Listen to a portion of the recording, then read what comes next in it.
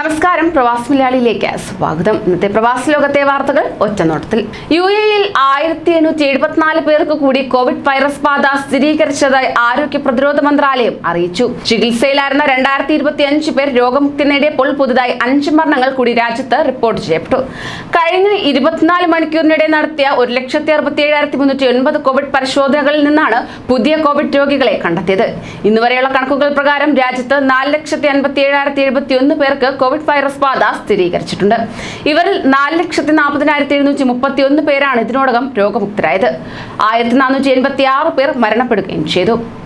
ഒമാനിൽ 1,273 പേർക്ക് കോവിഡ് സ്ഥിരീകരിച്ചു. 7 പേർ മരിച്ചു. ഒമാനിൽ ഇതോടെ ആകെ കോവിഡ് ബാധിതരുടെ എണ്ണം 1,88,056 ആയി. മരണസംഖ്യ 1,669 ആയി ഉയർന്നു. ഇതുകൂടാതെ ഇവിടെ തന്നെ വിവിധ ആശുപത്രികളിലായി 484 പേർ ചികിത്സയിലും കഴിയുന്നുണ്ട്. ഇതിൽ 184 പേർ തീവ്രപരിചരണ വിഭാഗത്തിലാണ്. സൗദി അറേബ്യയിൽ ചികിത്സയിൽ കഴിയുന്ന കോവിഡ് ബാധിതരുടെ എണ്ണം 5000 കടന്നു. ഇന്ന് 556 പേർക്കാണ് കോവിഡ് സ്ഥിരീകരിച്ചത്. 24 മണിക്കൂറിനിടെ 410 പേർ രോഗമുക്തി നേടി. രാജ്യത്ത് വിവിധ ഭാഗങ്ങളിലായി 7 പേർ മരിച്ചു. ഇതുവരെ രാജ്യത്ത് രോഗം സ്ഥിരീകരിച്ചവരുടെ ആകെ എണ്ണം 3,89,422 ആയി. ഇവരിൽ 3,77,714 പേർക്കും രോഗം ഭേദമായി. ആകെ മരണസംഖ്യ 6,663 ആയി. രാജ്യത്തെ വിവിധ ആശുപത്രികളിലും മറ്റുമായി 5,045 പേർ ചികിത്സയിൽ കഴിയുന്നു. ഇവരിൽ 694 പേരുടെ നില ഗുരുതരമാണ്. ചികിത്സയിൽ കഴിയുന്ന ബാക്കിയുള്ളവരുടെ ആരോഗ്യനില തൃപ്തികരമാണ്. കുവൈറ്റിൽ കഴിഞ്ഞ 24 മണിക്കൂറിനുള്ളിൽ 1,281 പേർക്ക് കൂടി കോവിഡ് സ്ഥിരീകരിച്ചു. 12 പേർ മരിച്ചു. രാജ്യത്ത് കഴിഞ്ഞ ഏതാനും ദിവസങ്ങളായി പുതിയ കോവിഡ് രോഗികളുടെ എണ്ണം വർദ്ധിക്കുന്നതിലും മരണനിരക്ക് ഉയർന്നതിലും അധികൃതർ ആശങ്കയിലാണ്. കോവിഡ് പ്രതിരോധ നടപടികൾ കൂടുതൽ കർശനമാക്കുന്നതിനാണ് സർക്കാർ ആലോചിച്ചു വരുന്നത്. രാജ്യത്ത് നടപ്പിലാക്കിയ ഭാഗിക കർഫ്യൂ റമദാനിലും തുടരുമെന്ന് ആരോഗ്യ മന്ത്രാലയം അറിയിച്ചു. കോവിഡ് നിയന്ത്രണങ്ങൾ തുടരുമ്പോൾ നാട്ടിൽ കുടുങ്ങിയ പ്രവാസികൾ സൗദിയിലേക്കുള്ള മടക്കത്തിനായി നെട്ടോട്ടമോടുകയാണ്. 10,000-കണക്കിന് പ്രവാസികളാണ് വിമാന സർവീസുകൾ പുനരാരംഭിക്കൽ വൈകുന്നതിനാൽ നാട്ടിൽ കുടുങ്ങിയിരിക്കുന്നത്. മുമ്പ് ദുബായ്, ഒമാൻ, ഖത്തർ, ബഹ്റൈൻ തുടങ്ങിയ രാജ്യങ്ങൾ വഴിയാണ് കോവിഡ് മാനദണ്ഡങ്ങൾ പാലിച്ച് സൗദി അറേബ്യയിലേക്ക് പ്രവാസികൾ എത്തിക്കൊണ്ടിരുന്നത്. എന്നാൽ ഫെബ്രുവരി 2-ാം തീയതി സൗദി അറേബ്യ 20 രാജ്യങ്ങളിൽ നിന്നുള്ള യാത്രക്കാർക്ക് വിലക്ക് ഏർപ്പെടുത്തി ഉത്തരവും ഇറക്കി. ഇതോടുകൂടി പൂർണ്ണമായും വഴികൾ അടയുകയായിരുന്നു. കോവിഡ് വ്യാപനം തടയാനും പൊതുജനാരോഗ്യ സംരക്ഷിക്കാനും മുഴുവൻ സ്ഥാപനങ്ങളും മുൻകരുതൽ നടപടികൾ പാലിച്ചിരിക്കണമെന്ന് മുനിസിപ്പാലിറ്റി ഗ്രാമകാര്യ ഭവന മന്ത്രാലയം ആവശ്യപ്പെട്ടു. റെസ്റ്റോറന്റ്, കഫേ, ബാർബർ ഷോപ്പ്, ഭക്ഷണ വിൽപ്പന കട എന്നിവിടങ്ങളിൽ ജോലി ചെയ്യുന്ന തൊഴിലാളികൾ കോവിഡ് വാക്സിൻ എടുത്തിരിക്കണമെന്നും ഉണർത്തി. സാമൂഹിക പ്രതിരോധ ശേഷി വർദ്ധിപ്പിക്കുന്നതിനും പൗരന്മാരുടെയും താമസക്കാരുടെയും ആരോഗ്യ സുരക്ഷ ഉറപ്പുവരുത്തുന്നതിനും ഗവൺമെന്റ് നടത്തുന്ന ശ്രമങ്ങളെ പിന്തുണയ്ക്കാനുള്ള താൽപര്യത്തിന്റെ ഭാഗമാണിതെന്നും മന്ത്രാലയം പറഞ്ഞു.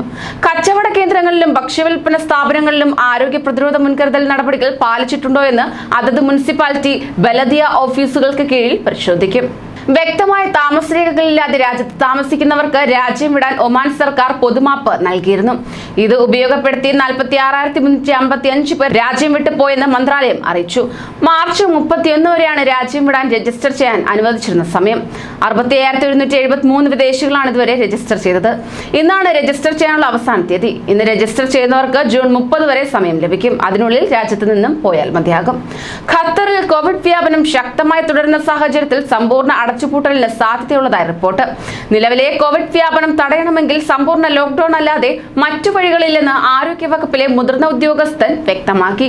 കഴിഞ്ഞ വർഷം ആദ്യ പകുതിയിൽ നടപ്പിലാക്കിയതുപോലെ എല്ലാ അർത്ഥത്തിലുമുള്ള ലോക്ക്ഡൌൺ വേണം. റോഡുകൾ കാലിയാവുകയും ആളുകൾ വീട്ടിലിരുന്ന് ജോലി ചെയ്യുകയും ചെയ്യുന്ന സാഹചര്യം ഉണ്ടാകണം.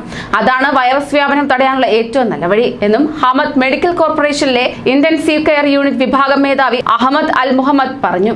രാജ്യാന്തര എണ്ണ വ്യാപാരത്തിന്റെ സമവാക്യം മാറ്റെഴുതി മർബാൻ എന്ന പേരിൽ UAE സ്വന്തം ക്രൂഡ് ഓയിൽ ബ്രാൻഡ് പുറത്തിറക്കി. നിലവിലെ ക്രൂഡ് ഓയിൽ ഇനങ്ങളായ ബ്രെന്റ്, WI എന്നിവയ്ക്കുള്ള ബദലാണ് മർബാൻ.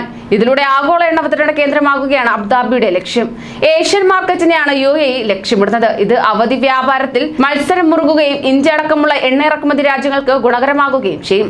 ഇന്ത്യ, ചൈന എന്നീ രാജ്യങ്ങളുടെ ഇറക്കുമതി കൂടുതൽ സുതാര്യമാക്കാനും വിലയിലെ അനിശ്ചിതത്വം ഒഴിവാക്കാനും സാധിക്കുന്നതായിരിക്കും. ഇൻസ്റ്റിറ്റ്യൂഷണൽ ക്വാറന്റീന് വേണ്ടിയുള്ള ഹോട്ടലുകൾ സഹല പ്ലാറ്റ്ഫോം വഴി ബുക്ക് ചെയ്യണമെന്ന നിബന്ധന പ്രാബല്യത്തിൽ വന്നു. സാമൂഹിക വികസന മന്ത്രാലയത്തിന് കീഴിലെ റിലീഫ് ആൻഡ് ഷെൽട്ടർ വിഭാഗത്തിന്റെ ചുമതലയിലുള്ള പ്രത്യേക ഓൺലൈൻ സംവിധാനമാണ് സഹല.